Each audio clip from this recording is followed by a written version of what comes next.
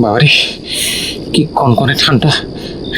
এই শীতটা 1-2 দিনের মধ্যে বেড়ে গেল কি করে? হ্যাঁ, ঠান্ডায় আমার হাত পা একেবারে অবশ হয়ে যাচ্ছে বাবা।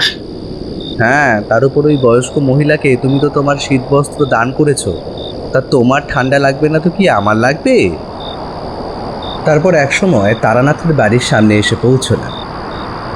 ঠাকুর মশাই, ও ঠাকুর মশাই, আরে তাড়াতাড়ি দরজাটা খুলুন না, বড় ঠান্ডা লাগছে। ও ঠাকুর মশাই! কাকাবাবু, আপনারা ভিতরে আসুন, ভিতরে আসুন। আমি আর কিশোরী দুজনে ভিতরে প্রবেশ করলাম। চারি বলল, বাবা রান্নাঘরে আছেন। আমরা দুজন রান্নাঘরে গিয়ে দেখলাম তারানাথ মাটির একটা উনুনের সামনে দাঁড়িয়ে বেশ কিছু কাঠ দিয়ে আগুন জ্বালিয়ে তার হাত পা সেঁকছে। তারপর আমাদের দেখে প্রথমেই বলল, আরে কিশোরী আর বিভূতি যে, এই আসো আসো। এই কি ব্যাপার গো? হ্যাঁ, তুমি এই ঠান্ডার মধ্যে গায়ে কোনো শীত বস্ত্র পরনি যে? এই ঠান্ডার মধ্যে গায়ে কেবল একটা জামা পরে তুমি এই এতটা পথ এলেই বা কিভাবে? হ্যাঁ, না মানে, ওই আর কি, আসলে বাড়ি থেকে শীতের পোশাক পরেই বেরিয়েছিলাম, কিন্তু রাস্তায় একজন বয়স্ক মহিলাকে দেখলাম যে এই ঠান্ডায় একটা পাতলা শাড়ি পরে একটা গাছের নিচে দাঁড়িয়ে কাঁপছে। তাই আসার সময় আমার শীত বস্ত্রটা ওনাকে দিয়ে আসি। একটা জিনিস লক্ষ্য করলাম জানেন, ওনাকে আমার শীত বস্ত্রটা দেওয়ার সঙ্গে সঙ্গে উনি বেশ খুশি হলেন। জানেন ঠাকুরমশাই, ওই বয়স্ক মহিলাকে খুশি হতে দেখে আমিও কিন্তু খুব আনন্দ পেয়েছি। তারানাথ বলল, তোমরা এই পাশের ঘরে চলো, আমি এক্ষুনি যাচ্ছি। আমরা পাশের ঘরে গিয়ে বসলাম। কিছুক্ষণ পর তারানাথ এসে বলল, খুব ভালো কাজ, খুব ভালো কাজ করেছো। এই জগতে সবচেয়ে পুণ্যশীল কাজ হলো কারোর উপকার করা। সেটা যে শুধু মানুষের হতে হবে এরকম নয়। ধরো তুমি একটা পাখির উপকার করলে, কিংবা তুমি একটা কুকুরের উপকার করলে, বা তুমি মানুষেরই বা উপকার করলে, সমস্ত উপকারের পুণ্যের মাত্রা কিন্তু ওই একই। বিশু ঠাকুর এক সময় আমাকে বলেছিলেন। বিশু ঠাকুরের কথা তোমাদের মনে আছে তো? এর আগেও বলেছিলাম। উনি বলেছিলেন, যদি কেউ কারোর উপকার করে থাকে তাহলে সেই উপকারের ফল সে এ জন্মেই পাবে, আর যদি কেউ পাপ করে থাকে তাহলে সে ওই পাপের ফলও এ জন্মেই পাবে। তুমি যেই বৃদ্ধাটির উপকার করলে, এর ফলস্বরূপ ভালো কিছু তুমি অবশ্যই পাবে। আমাদের অফিসে এই কিছুদিনের মধ্যেই বেতন বাড়ানো হবে, তার মানে মনে হচ্ছে এবারে আমার সঙ্গে ভালো কিছু একটা হবে। বুঝলে বিভূতি? তারানাথ একটু বিরক্তির স্বরেই বলল, ও, ভালো কিছু মানে কি শুধুই টাকা? হ্যাঁ, এছাড়া কি আর ভালো কিছু হতে পারে না? আমি ভালো কিছু পাবে বলতে যেটা বোঝাতে চাইলাম, ওই বৃদ্ধা এত ঠান্ডার মধ্যে গাছতলায় দাঁড়িয়ে ছিল। ঠান্ডার ফলে হয়তো তার শরীর খারাপ করত, কিন্তু তুমি তাকে নিজের শীত বস্ত্র দান করে ঠান্ডার কবল থেকে তাকে বাঁচালে। ফলে তার শরীরও খারাপ হবে না। ঠিক তোমার জীবনেও এমন কোনো পরিস্থিতি আসবে যেখানে কোনো প্রাকৃতিক দুর্যোগের কারণে তোমার শারীরিক অসুস্থতার সম্ভাবনা থাকবে, তখন তোমাকেও ঠিক এই একইভাবে কেউ সাহায্য করবে। ওই বৃদ্ধাকে তুমি যেভাবে সাহায্য করেছো, ঠিক ওই একই রকম ভাবে। দেখো, তুমি ওই বৃদ্ধাকে সাহায্য করেছো কিছু পাওয়ার আশায় নয়, তুমি তোমার মানবিকতা থেকেই তাকে সাহায্য করেছো। এত সব জানার পর যদি কাল তুমি একজনকে কিছু টাকা দিয়ে সাহায্য করে মনে মনে ভাবো যে তোমাকেও হয়তো কেউ কিছু টাকা দিয়ে সাহায্য করবে, তাহলে কিন্তু সেটা কখনোই সম্ভব হবে না। তার কারণ তুমি আগে থেকে কিছু পাওয়ার আশায় সাহায্য করছো। আমি বললাম, ঠাকুরমশাই, আপনি তো এরকম অনেক মানুষকেই সাহায্য করেছেন। এমনকি কিছু কিছু মানুষের সাহায্য করতে গিয়ে তো আপনি নিজেই প্রাণ সংকটের মধ্যে পড়েছিলেন। তাহলে আপনি কি সেই সাহায্যের ফলস্বরূপ কিছু পেয়েছেন বা বুঝতে পেরেছেন? তারানাথ কিছুক্ষণ ভাবনা চিন্তা করে বলল, হুম হুম হ্যাঁ, অনেক ক্ষেত্রেই বুঝতে পারিনি, কিন্তু তো একবার বুঝতে পেরেছিলাম। একবার একটা পরিবারের সাহায্য করতে গিয়ে আমাকে তন্ত্রক্রিয়াও করতে হয়েছিল, এবং সেই তন্ত্রক্রিয়ায় কিঞ্চিত ভুল হওয়ায় তন্ত্রক্রিয়ায় বিঘ্নিত হয়।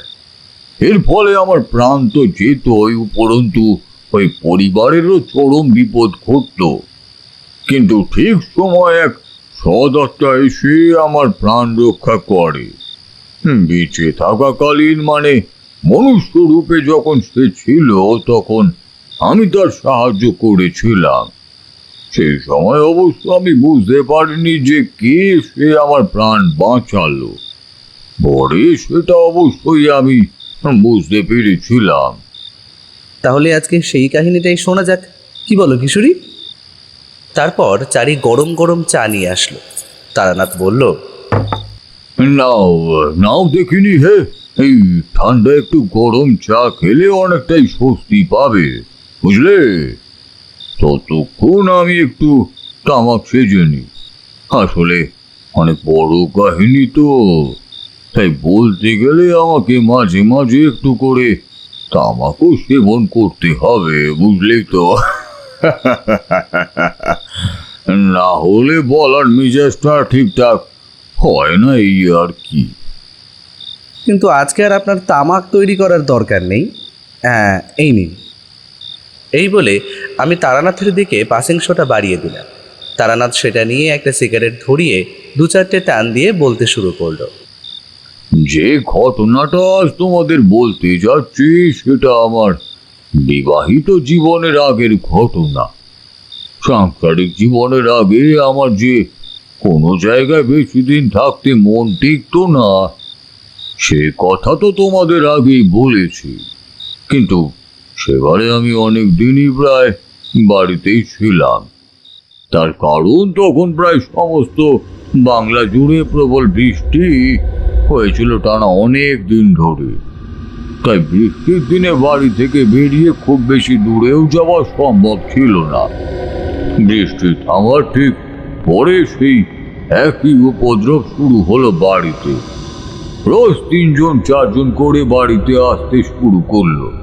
কারো ধানে ভরা জমি জলে ডুবে গেছে, কিন্তু ফসলের যাতে কোনো ক্ষতি না হয় তার জন্য ওষুধ দিতে হবে। আবার কারোর বাড়ির গরু গতকাল অবধি ভালো দুধ দিয়েছে, কিন্তু আজ তার দুধ অনেকটাই কমে গিয়েছে। একটা মাদুলি করে দিতে হবে যাতে তার আগের মতোই দুধ হয়। যদিও সেবারে অনেকদিন বাড়িতে থেকে আদর যত্ন পেয়ে আরো কয়েকটা দিন থাকার ইচ্ছেই হয়েছিল, কিন্তু এই সমস্ত ব্যাপার স্যাপার দেখে সেই আশা ত্যাগ করে বৃষ্টি থামার ঠিক 3 দিনের মাথায় আমি আবার পথে বেরোনোর সিদ্ধান্ত নিলাম। সেদিন সকালে বাড়ি থেকে বেরোতেই যাচ্ছি, একজন বয়স্ক লোক এসে আমাকে জিজ্ঞেস করলো, এটা কি তারানাথ চক্রবর্তীর বাড়ি? আমি বললাম, হ্যাঁ, কিন্তু কেন বলুন তো? লোকটা বলল, আগে আমি খুব বিপদে পড়ে এখানে এসেছি, তারানাথ তান্ত্রিকের সঙ্গে একটু দেখা করতে চাই। বললাম, কি ব্যাপার বলুন না, আমি তারানাথ। লোকটা আমার পা থেকে মাথা অবধি দুবার দেখে বলল, আগে আমার খুব বিপদ। কথাটা বলে সে কান্নায় ভেঙে পড়ল। আমি বললাম, আরে আরে, কাঁদছেন কেন, কি হয়েছে? ওনার কান্না শুনে ততক্ষণে বাবা আমাদের কাছেই এসে পড়েছেন।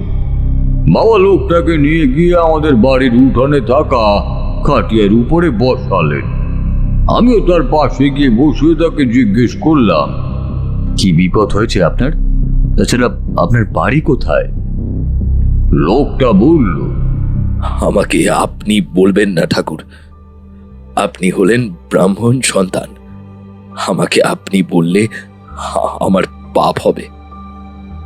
এই বলে সে বলতে আরম্ভ করলো, আমার নাম বদ্রীনাথ বসু মল্লিক।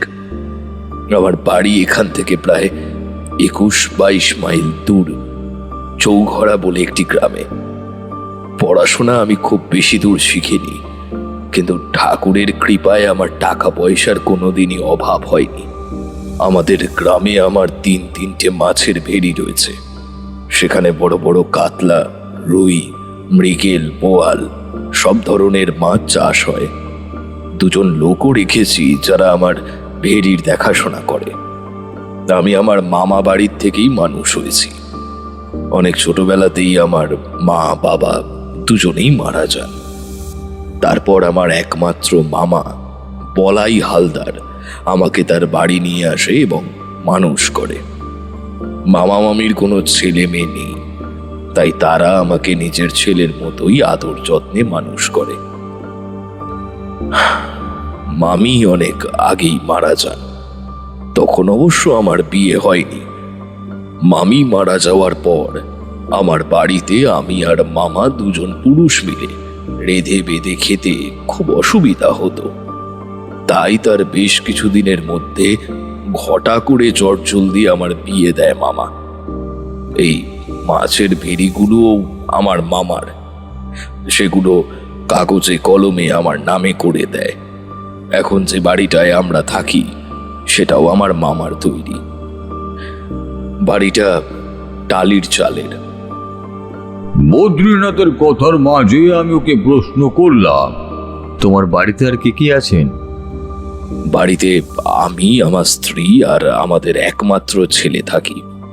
আমার স্ত্রী এবং আমার বহুদিনের ইচ্ছা একটা পাকা বাড়ি বানাবো, তাই আস্তে আস্তে টাকা পয়সা জমাতে শুরু করি। আমি মধ্যবিত্ত মানুষ, সংসার চালিয়ে একেবারে পাকা বাড়ি বানানো আমার মতো মানুষের সাধ্যে নেই। ওই ঢালাইটুকু হওয়ার পর বাড়িটা এখনো পুড়েই আছে। এর মধ্যে বেশ কিছু টাকা পয়সা আমি জমিয়েছি, আর কিছুদিনের মধ্যেই বাড়ির যাবতীয় কাজ করাবো ভেবেছিলাম। বাড়িটার আশেপাশে কোনো বাড়ি নেই, একদম শান্তশিষ্ট পরিবেশ। বাড়ি থেকে একটু দূরে ডান দিক দিয়ে একেবারে সোজা বয়ে গেছে কৌশিকী নদী, আর পেছন দিকে রয়েছে একটা জঙ্গল। কিন্তু বেশ কিছুদিন ধরে সেখানে অস্বাভাবিক কিছু ঘটনা ঘটছে। এতটুকু বলে বদ্রীনাথ বেশ কিছুক্ষণ চুপ করেই রইল। এরপর আমি জিজ্ঞেস করলাম, অস্বাভাবিক বলতে? বদ্রীনাথ আবার বলতে শুরু করলো, আমার ছেলে কাতুর বয়স এখন 17। এই বছরই উচ্চ মাধ্যমিক দিল। ওর 4জন বন্ধু রয়েছে। ওরা সবাই আমার ওই নতুন বাড়িতে প্রত্যেক দিন আড্ডা দিত। প্রায় সবাই কাতুর বয়সী। আমাদের গ্রামের স্কুল এখন বেশ কিছুদিন ছুটি দিয়েছে। ওরা প্রায়শই সন্ধ্যেবেলা ওখানে আড্ডা দেয়। আমি বদ্রীনাথের কথার মাঝে আবার প্রশ্ন করলাম, ওরা অন্ধকারে বসে আড্ডা মারে? হ্যাঁ, বাচ্চা ছেলেপুলে, বুঝতেই তো পারছেন, এখন গায়ের রক্ত গরম। ওসব অন্ধকার ওদের কাছে কোনো ব্যাপার নয়। যাই হোক, আসল ব্যাপারটা আপনাকে বলি। ওদের 5 জনের মধ্যে আমার ছেলে কাতু কিন্তু যথেষ্ট সাহসী। বেশ কিছুদিন আগে ওই বাকি 4 জন ছেলে আমার ছেলে কাতুকে বলে ওই বাড়িতে নাকি অশরীরী কিছু আছে। এটা শুনে কাতুর একটু রাগ হয়, আর রাগ হওয়াটাই স্বাভাবিক। বাবার খাটুনির পয়সায় তৈরি করা বাড়িতে ভূত আছে, কথাটা শুনতে কারোরই ভালো লাগে না। হঠাৎই কাতু একদিন আমাদের কাউকে কিছু না বলে ওই বাড়িতে 1 রাত থাকার সিদ্ধান্ত নেয়। কিন্তু মাঝরাতে কিছু একটার উপস্থিতি টের পেয়ে ভয় সেখান থেকে দৌড়ে পালিয়ে আসে। তারপর থেকে ওই ছেলেগুলো আর আমার বাড়িতে আড্ডা মারতে আসছে না। এমনকি কাতুও ওই বাড়িতে ভয়ে যেতে চাইছে না। এত সব ঘটনার আমি কিছুই জানতাম না। কাতু ভয় পাওয়ার পরে ওর মাকে সমস্ত কিছু খুলে বলে। ওর মা বাকি 4 জন ছেলের সাথেও কথা বলে ব্যাপারটা আমাকে কাল রাতে জানায়, এবং আমাকে আপনার কাছে আমার স্ত্রী পাঠায়। আপনি দয়া করে একবার চলুন, আপনি যা দক্ষিণা বলবেন আমি দেব, কিন্তু আপনাকে আমার সাথে আমার বাড়ি যেতেই হবে। কাতুর ওই 4 জন বন্ধু তাদের বাড়িতে গিয়ে এই সমস্ত কথা বলায় তাদের বাড়ির লোক সারা পাড়ায় রটিয়েছে আমার বাড়িতে নাকি ভূত আছে। আমার রক্ত জল করা পয়সা দিয়ে তৈরি বাড়িটা নিয়ে এখন সব লোক উল্টো পাল্টা কথা বলছে ঠাকুর মশাই। পাড়ায় বেরোলেই লোকজন আমাকে দেখে আলোচনা করছে, ফিস ফিস করে বলছে বদ্রীনাথের নতুন বাড়িতে পিশাচের দৃষ্টি পড়েছে। আপনি আপনি বাঁচান ঠাকুর মশাই, আপনি আমাকে বাঁচান, বাঁচান আমাকে। এই বলে বদ্রীনাথ কান্নায় ভেঙে পড়ল। আমি বললাম, শান্ত হন, আপনি শান্ত হন। আমি যাব আপনার সাথে। আপনার বাড়িতে যে অলৌকিক ঘটনা ঘটছে তা দূর করার সাধ্যমতো চেষ্টা আমি অবশ্যই করব। আপনি একদম চিন্তা করবেন না, ঈশ্বর আছেন, সব ঠিক হয়ে যাবে।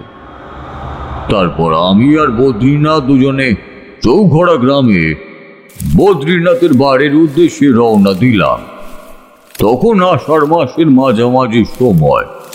লাল মাটির রাস্তা ধরে আমি আর বদ্রীনাথ হেঁটে চলেছি চৌঘড়া গ্রামের মাঠের উপর দিয়ে।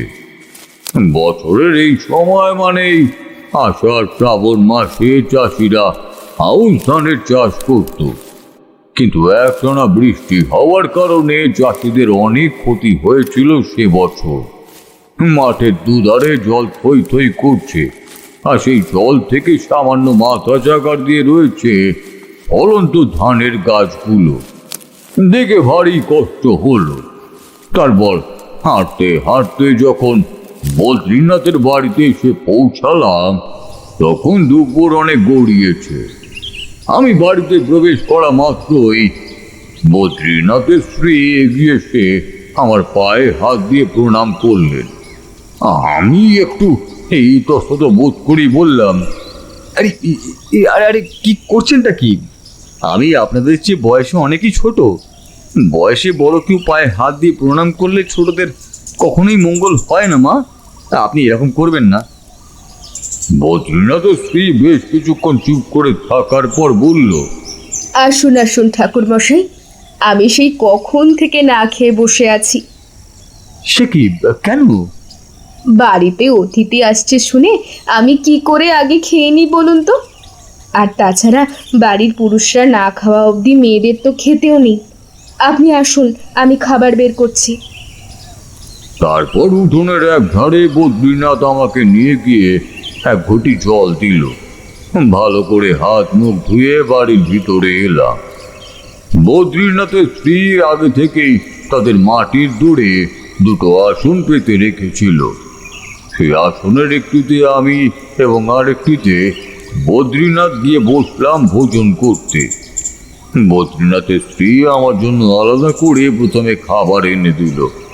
সরু চালের ভাত, মুগের ডাল, শুক্তো এবং তার সাথে রয়েছে পটল ভাজা, বেগুন ভাজা, আলু ভাজা আর সবশেষে কাঁচা তেঁতুলের চাটনি।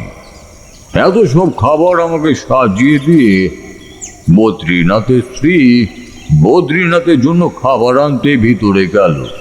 তারপর খাবার হাতে ফিরে এসে বলল, ঠাকুর মশাই, আমি কিন্তু আলাদা করে আপনার জন্য সব কিছু নিরামিষ রান্না করেছি। আসলে উনি তো একটু মাছ রান্না করে না দিলে ভাত খেতে চান না, তাই সব নিরামিষ রান্নার পরে মাছের ঝোল রান্না করেছি। তা সেই মাছের ঝোল কি আর আছে?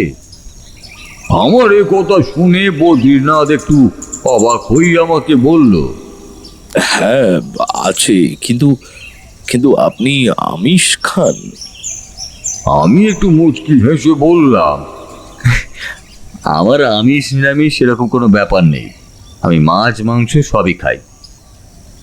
আমার এই কথা শুনে বদ্রীনাথ তার স্ত্রীকে বলল, এই, কি গো, এখানে দাঁড়িয়ে আছো কেন?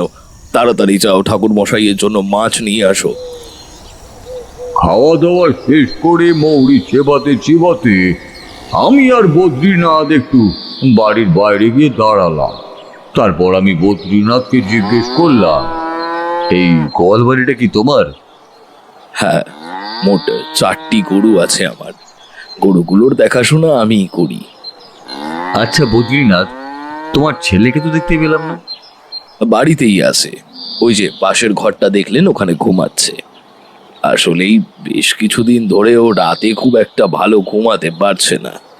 মাঝরাতে উল্টো পাল্টা স্বপ্ন দেখে ভয় আঁতকে উঠছে। তোমার ওই নতুন বাড়িটা এখান থেকে কতটা দূরে? ওই তো এখান থেকে দেখতে পাওয়া যায়, ওই যে দূরের মাঠের মধ্যে যে একখানা বাড়ি দেখতে পাচ্ছেন, ওটাই আমার নতুন বাড়ি। আমি দেখলাম যেখানে দাঁড়িয়ে রয়েছি সেখান থেকে বেশ কিছুটা দূরে মাঠের এক প্রান্তে কেবল একটাই বাড়ি, এবং বাড়িটার পিছনে একটা বড় ঘন জঙ্গল দেখা যাচ্ছে। তারপর বদ্রীনাথকে বললাম, চলো তো একবার ওই বাড়ি থেকে ঘুরে আসি। তারপর মাঠের মোটা আলবে আমরা এগিয়ে গেলাম সেই বাড়ির দিকে। বাড়ির একদম কাছাকাছি গিয়ে পৌঁছাতেই থমকে দাঁড়িয়ে পড়লাম আমি। দেখলাম বাড়িটার আশপাশের আবহাওয়া কেমন যেন পাল্টে গেছে। এখন প্রায় 4টে বাজে। সেদিন রোদও বেরিয়েছিল ভালোই, কিন্তু এই বাড়িটাতে রোদের আলো একটুও যেন পড়ছে না। সন্ধে হওয়ার ঠিক আগের মুহূর্তে যতটুকু আলো আমরা দেখতে পাচ্ছি, ঠিক সেই রকমই মিনমিনে আলো বাড়িটাকে গ্রাস করে রেখেছে, এবং বাড়ির উপরের আকাশও যেন কালো হয়ে রয়েছে। আমি দাঁড়িয়ে পড়েছি দেখে বদ্রীনাথ বলল, কি হলো ঠাকুর মশাই, আপনি আপনি দাঁড়িয়ে গেলেন যে? বুঝলাম এই সব যা আমি দেখতে পাচ্ছি তা বদ্রীনাথ কিছুই দেখতে পাচ্ছে না। আমি বদ্রীনাথের কথার উত্তরে বললাম, না না, কিছু না, চলো বাড়িটার ভেতরে যাওয়া যাক। বাড়ির ভিতরে প্রবেশ করা মাত্রই বেশ কিছু ভোলা পায়রা এলোমেলো ভাবে বাড়িটার ভিতরে উঠতে শুরু করলো। আমি বাড়িটা ভালো করে ঘুরে দেখে বুঝতে পারলাম সেখানে কিছু একটা খুব খারাপ হয়েছিল। তারপর বদ্রীনাথকে বললাম, চলো বাড়ি ফেরা যাক। বাড়ি ফেরার পথে বদ্রীনাথকে জিজ্ঞেস করলাম, আচ্ছা বদ্রীনাথ, আগে কি এই জায়গায় অন্য কারোর বাড়ি ছিল? কই না তো, এই জায়গাটা আমার মামা তার পৈতৃক সম্পত্তি হিসাবে পেয়েছিল। আমি অনেক ছোটবেলা থেকে দেখে আসছি এই জায়গাটাকে। মামা এখানে চাষবাস কিছু করতো না, এমনি জলা জঙ্গল হয়ে পড়েছিল। ঠাকুর মশাই, আপনি কি কিছু বুঝতে পেরেছেন? না, এখনো সবটা বুঝতে পারিনি, তবে এটুকু বুঝতে পেরেছি ওই বাড়িতে কিংবা তুমি যে জমিটার উপর বাড়ি বানিয়েছো সেই জমিতে খুব খারাপ কিছু একটা হয়েছিল। পুরোটা জানার জন্য আমাকে একটা ছোট হোমযজ্ঞ করতে হবে। আজ রাতেই আমি সেই হোমযজ্ঞ করব। তার আগে তোমার ছেলে এবং বাকি ওই 4জন ছেলের সাথে আমাকে কথা বলে আমাকে জানতে হবে তাদের সাথে ঠিক কি কি ঘটেছিল। তোমাকে আমি সামান্য কয়েকটা জিনিসের একটা ফর্দ করে দিচ্ছি, তুমি সেই জিনিসগুলো বাজার থেকে কিনে আনো, কেমন? ওই সব কথা বলতে বলতে এক সময় বদ্রীনাথের ভিটে বাড়িতে আমরা এসে উপস্থিত হলাম। বাড়ির সদরে বদ্রীনাথের ছেলে কাতু বসেছিল। বদ্রীনাথ তাকে দেখে বলল, কিরে কাতু, আয় এদিকে আয়, তোকে একজনের সাথে পরিচয় করিয়ে দিই, আয়। বদ্রীনাথের ছেলে আস্তে আস্তে আমাদের সামনে এসে দাঁড়াতেই আমি ওকে জিজ্ঞাসা করলাম, তোমার নাম কি? আমার নাম কার্তিক। তোমার নাম কি? বাবা, এই লোকটা কে গো, আর আমাদের বাড়িতে কেন এসেছে? উনি তারানাথ চক্রবর্তী। কাল তোকে যার কথা বলেছিলাম সেই উনি। ও, উনি আমাদের নতুন বাড়ি থেকে ভূত তাড়াতে এসেছেন। এবারে তাহলে আমাদের বাড়িটা ঠিক হয়ে যাবে, বলো বাবা? আমি কার্তিকের মাথায় হাত বুলাতে বুলাতেই বললাম, আচ্ছা কার্তিক, তোমার সাথে কি আমি একটু কথা বলতে পারি? কি কথা? চলো আমরা ওই সদরে গিয়ে বসি, তারপর না হয় কথা বলবো, কেমন? তখন সন্ধ্যে নেমে এসেছে। বদ্রীনাথের স্ত্রী বাড়ির তুলসী মঞ্চে ধূপ দিয়ে শঙ্খ বাজিয়ে সন্ধ্যা আরতি সম্পূর্ণ করল। সে সময় গ্রামের দিকে বিদ্যুতের আগমন খুব একটা হয়নি, তাই সন্ধ্যের পরে ঘরে ঘরে হ্যারিকেন, লণ্ঠন ইত্যাদি জ্বালানো হতো। আমরা গিয়ে সদরে বসার পর বদ্রীনাথের স্ত্রী একটা হ্যারিকেন দরজার পাশে থাকা একটা আংটায় ঝুলিয়ে দিয়ে গেল। তারপর আমি কার্তিককে প্রশ্ন করলাম, আচ্ছা কার্তিক, তুমি বাড়িতে কিছু না বলে তোমাদের ওই নতুন বাড়িতে এক রাত থাকার চেষ্টা করেছিলে? হ্যাঁ, কিন্তু সারা রাত থাকতে পারিনি। কি হয়েছিল সেই রাতে তোমার সাথে, আমাকে একটু খুলে বলবে? কার্তিক বেশ কিছুক্ষণ চুপ করে থাকার পর বলল, আমি, পাঁচু, ভূত, রাখাল আর নুচো দুপুর, সন্ধ্যা, রাত সব সময়ই প্রায় আমরা গল্প করতাম। হঠাৎ 4 দিন আগে বিকালবেলা রাখাল আর ভূত আমাকে বলে আমাদের ওই বাড়িতে নাকি ভূত রয়েছে। তারা নাকি কালো মতো একটা ছায়া দেখতে পেয়েছে। এই কথা শুনে আমার তো ভীষণ রাগ হয়, কারণ আমার বাবা অনেক কষ্ট করে ওই বাড়িটা বানিয়েছে। কথাটা শোনার পর রাখাল আর ভূতর সাথে সেদিন আমার কথা কাটাকাটি হয়, আর আমি ঠিক করি আজ রাতটা ওই বাড়িতে থেকে আমি ওদের ওসব বাজে কথাকে মিথ্যে প্রমাণ করেই ছাড়ব। সেই জন্য বাড়িতে কাউকে কিছু না বলে একটা চাদর আর বালিশ নিয়ে রাত্রিরে চুপচাপ আমি ওই বাড়িতে গিয়ে ওই প্রথম যে ঘরটা রয়েছে না, ওই ঘরের মেঝেতে শুয়ে পড়ি। সেদিন রাতে কেন জানি না আমার ঘুম আসছিল না। ভাবলাম নতুন জায়গা, তাই হয়তো ঘুম আসছে না। বেশ কিছুক্ষণ পরে এক পাশ ফিরে শুয়ে আমি একটু তন্দ্রা মতোই পড়েছি। সেই সময় স্পষ্ট বুঝতে পারলাম আমার পিঠের দিকটা আস্তে আস্তে কেমন গরম হয়ে উঠছে। আমি চোখ খুলতে আরো অনুভব করলাম আমার একদম পাশে কেউ নিঃশ্বাস নিচ্ছে, আর আমার ঘাড়ের উপর সেই নিঃশ্বাসের গরম হাওয়া এসে পড়ছে। কেন জানি না আমার সারা শরীর দিয়ে তখন অঝরে ঘাম ঝরছিল। ঘরে চাঁদের হালকা আলো এসে পড়ছিল। আস্তে আস্তে পাশ ফিরে সেই আবছা চাঁদের আলোয় দেখতে পেলাম কালো ছায়ার মতো কিছু একটা আমার ঠিক পাশেই শুয়ে রয়েছে। ভয়ে আমি চাদর বালিশ ওখানেই ফেলে রেখে ছুটতে এখানে পালিয়ে আসি। বুঝলাম। আচ্ছা, তোমার এই 4 বন্ধুর বাড়ি কি আশেপাশের মধ্যেই? আমার প্রশ্নের উত্তরে বদ্রীনাথ বলল, হ্যাঁ ঠাকুর মশাই। বদ্রীনাথ, আমি কার্তিকের এই 4 জন বন্ধুর সাথে একবার কথা বলতে চাই। তুমি এক এক করে তাদের বাড়িতে আমাকে নিয়ে চলো তো দেখি। এরপর বদ্রীনাথ একটা টর্চ হাতে আমাকে নিয়ে চলল কার্তিকের বন্ধু ও ভূতদের বাড়িতে। মিনিট 5 ঘাঁটার পর আমরা ভূতদের বাড়িতে গিয়ে পৌঁছে গেলাম। বাড়ির উঠোনে দাঁড়িয়ে দেখতে পেলাম দরজার সামনে একটা মিনমিনে হ্যারিকেন জ্বলছে। তারপর বদ্রীনাথ একটু ডাকাডাকি করায় একজন ভদ্র মহিলা ঘরের ভিতর থেকে বেরিয়ে এলো।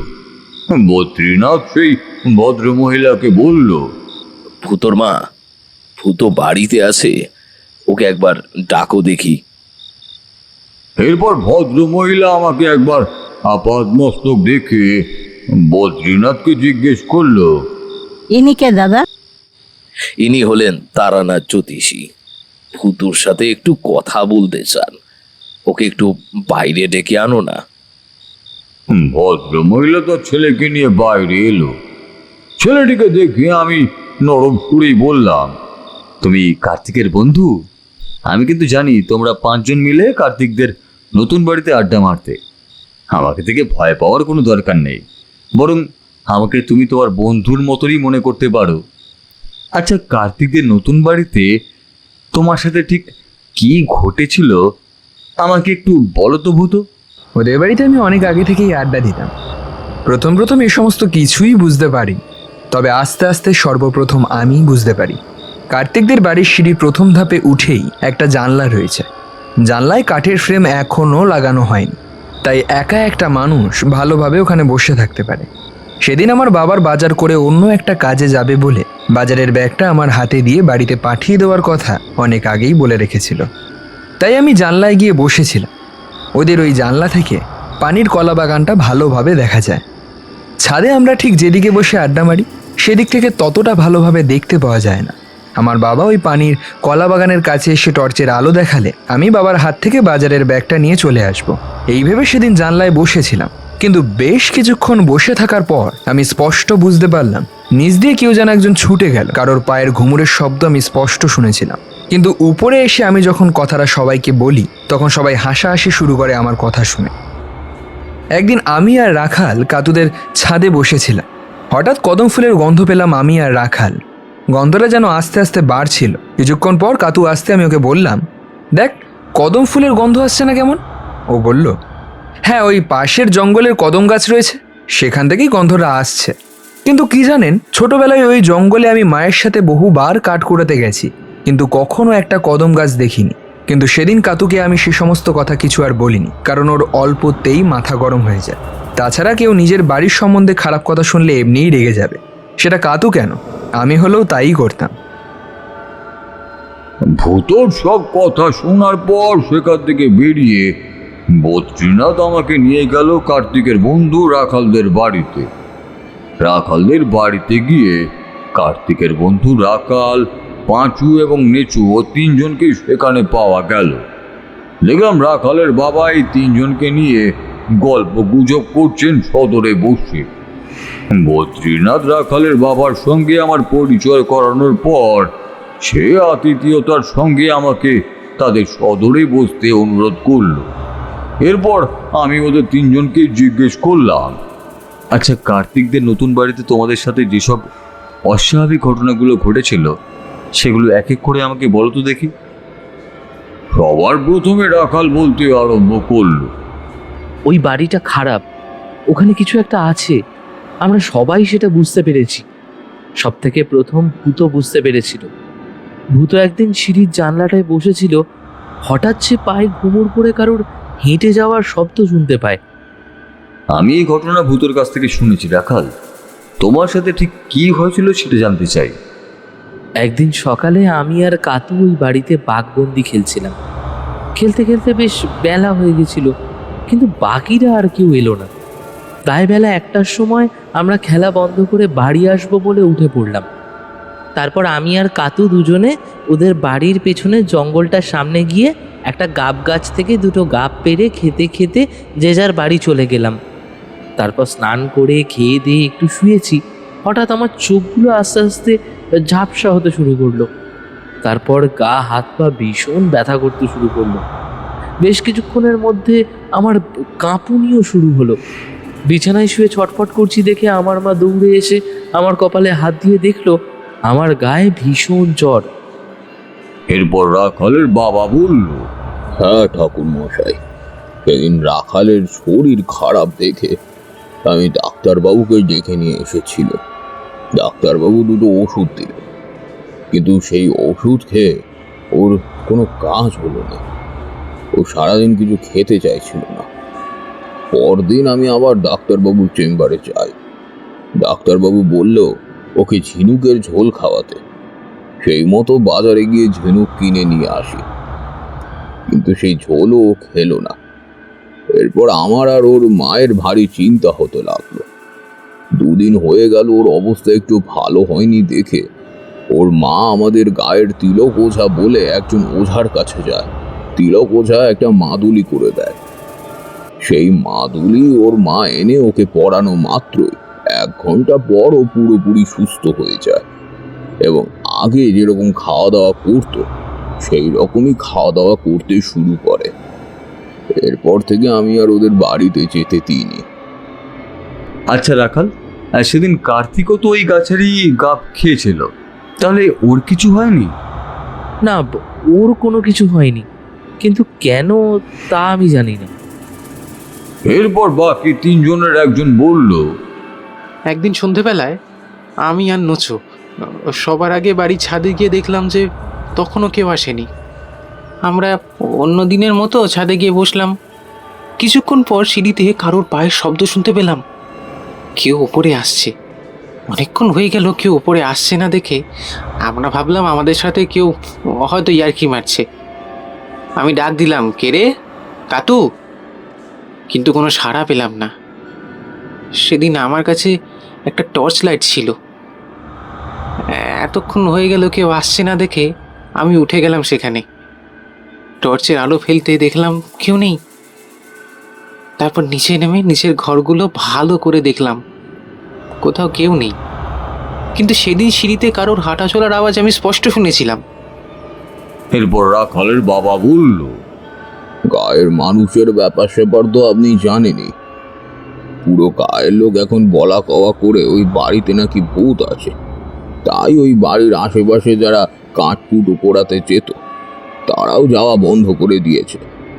আমি জানি বদ্রিদা অনেক পয়সা খরচ করে নতুন বাড়িটা বানিয়েছে, কিন্তু বাড়ি বানানোর আগে যদি ওই জায়গায় নারায়ণ পুজো করতো তাহলে খুব ভালো হতো। সন্ধ্যা গড়িয়ে তখন রাত প্রায় 9টা। আমরা রাখালদের বাড়ি থেকে উঠে বদ্রীনাথের বসত বাড়ির দিকে হাঁটা দিলাম। গ্রামের দিকে রাত 9টা মানে পুরো নিশুতি। মাঠের দুপাশ থেকে কোলা ব্যাঙের সে কি ডাক! বেশ কিছুদিন বৃষ্টিতে মাঠ একেবারে জলে টইটুম্বুর, আর সেই জলে রাশি রাশি কোলা ব্যাঙ ডেকে চলেছে। এমন সময় আমি বদ্রীনাথকে জিজ্ঞেস করলাম, আচ্ছা বদ্রীনাথ, তোমাকে আমি যা যা জিনিস আনতে বলেছিলাম সেগুলো এনেছো তো? আগে হ্যাঁ ঠাকুর মশাই, সব নিয়ে এসছি। বেশ, আর একটু পরেই আমি হোমের সমস্ত জিনিসপত্র নিয়ে তোমার নতুন বাড়িতে যাব। তুমি আমার সাথেই থাকবে।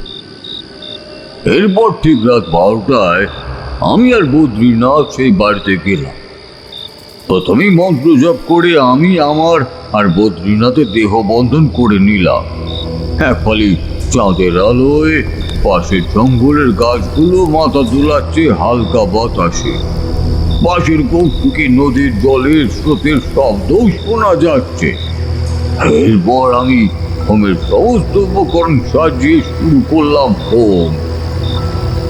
ওম হ্রিং ক্রিং ভট স্বাহা ওং সং।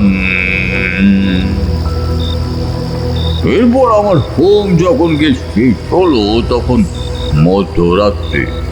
হোম শেষ করে আমি বদ্রীনাথকে বললাম, চলো বদ্রীনাথ, বাড়ি ফিরে যাওয়া যাক। রাস্তায় আসতে আসতে বদ্রীনাথ আমাকে প্রশ্ন করলো, ঠাকুর মশাই, কিছু বুঝতে পারলেন? কি বুঝলেন একটু বলুন না আমাকে। কেন আমার বাড়িতে এইসব ঘটছে? সব বলবো, তবে এখন নয়, কালকে সকালে। সকালে সমস্ত ঘটনাই বদ্রীনাথকে ডেকে শোনালাম।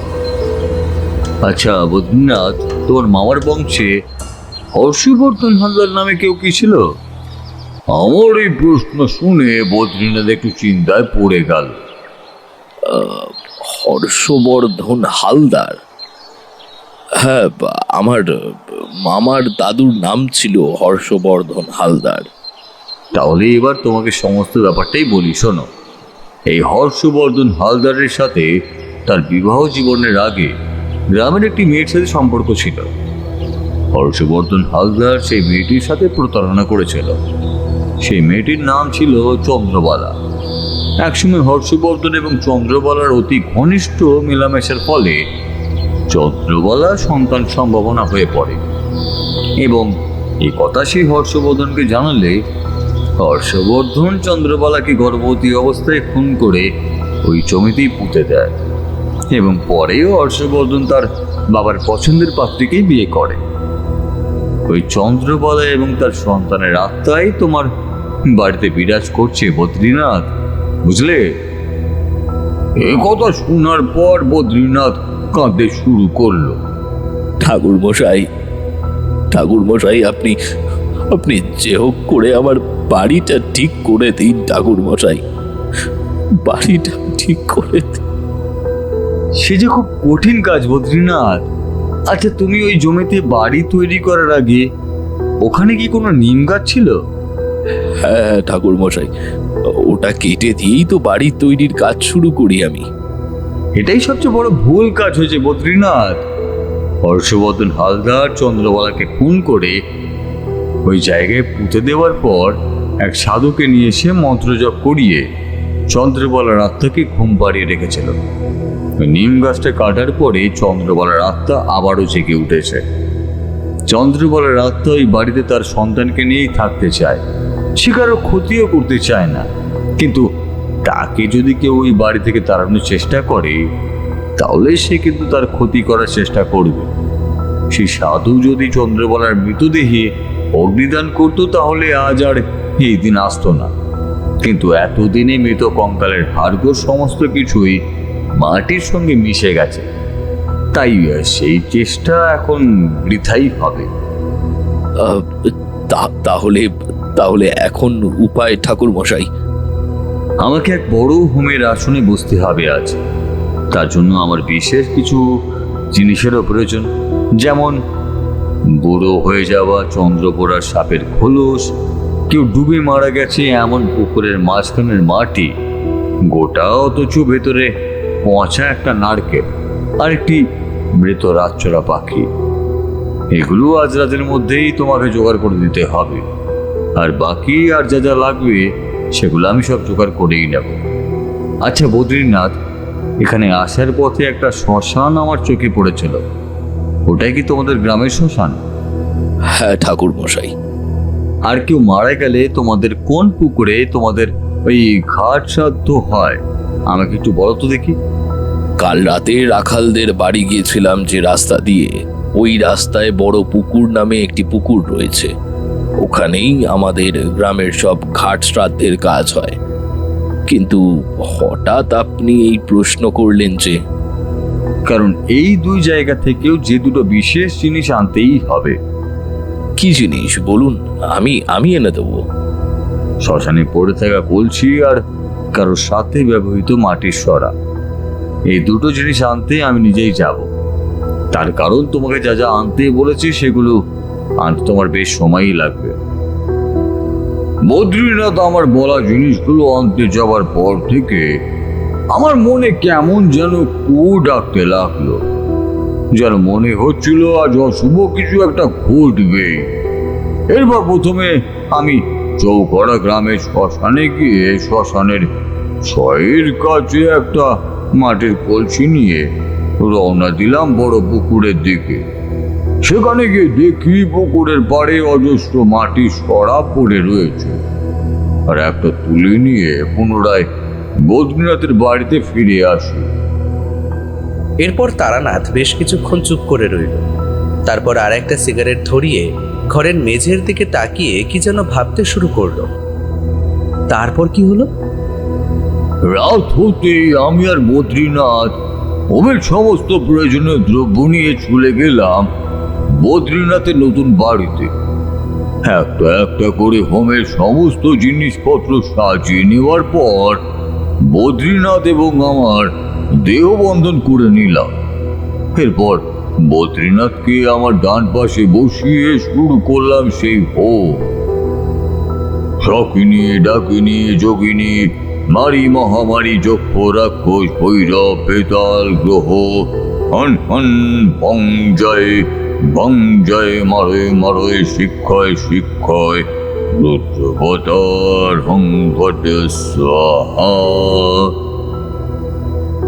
মন্ত্র জপ করতে করতে রাতচরা পাখির ঘাড় মোটকে রক্ত হোমের আগুনে আহুতি দিলাম। হঠাৎ করেই আমাদের চারিপাশের পরিবেশ কেমন যেন বদলাতে আরম্ভ করলো।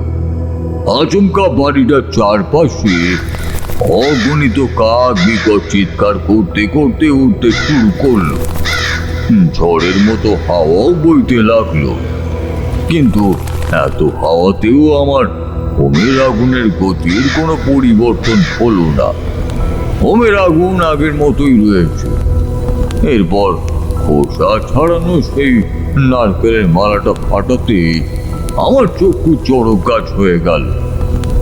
সর্বনাশ, আমি তো পচা নারকেল আনতে বলেছিলাম, কিন্তু এটা তো দেখছি ভালো নারকেল।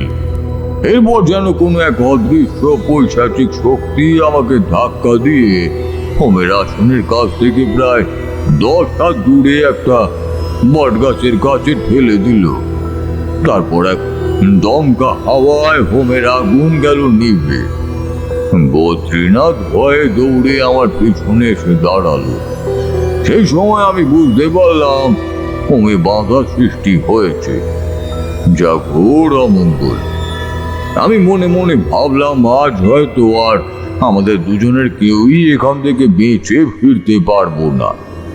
এমন সময় সেই অপদেবতা বাতাসে ভাসমান অবস্থায় আমার সামনে এসে এক পৈশাচিক হাসি হাসতে হাসতে বলল,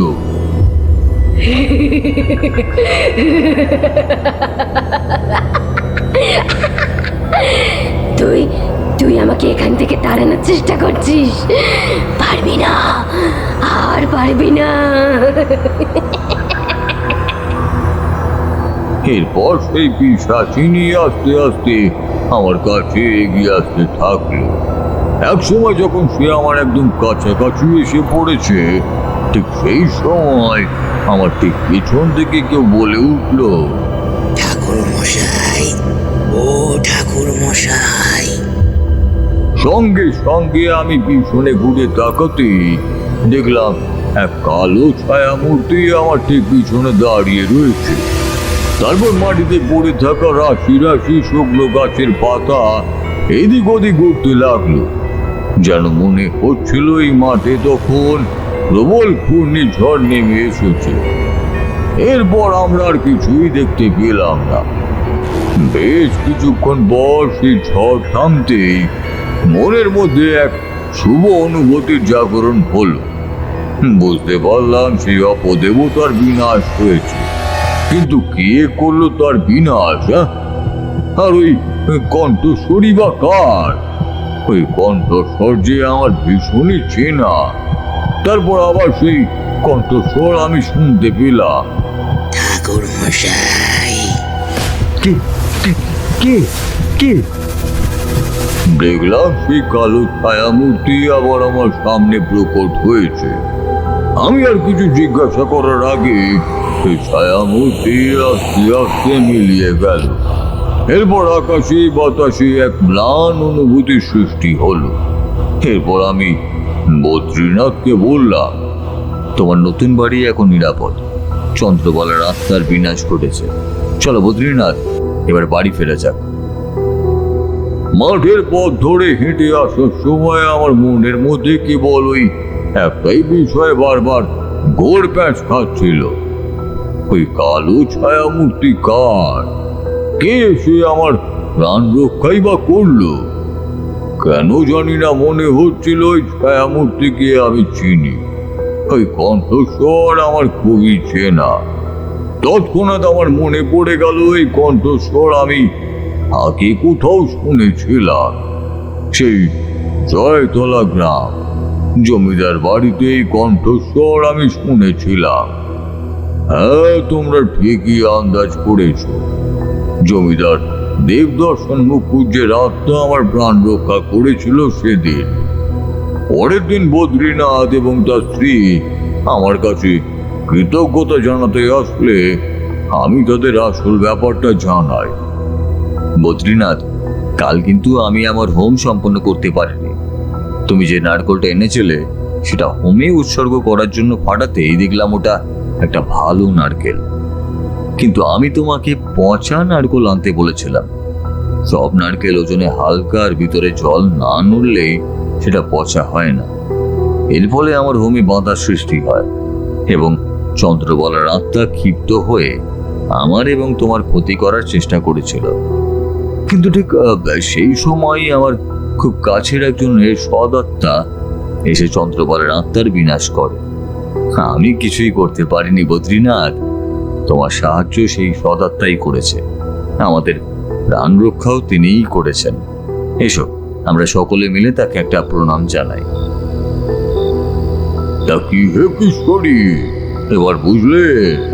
বেঁচে থাকাকালীন আমি তার সামান্য যতটুকু উপকার করতে পেরেছিলাম, পরলোক গমন করার পর দেবদর্শন মুখুজ্জে সেই উপকারের দাম দিয়ে গেল আমায়।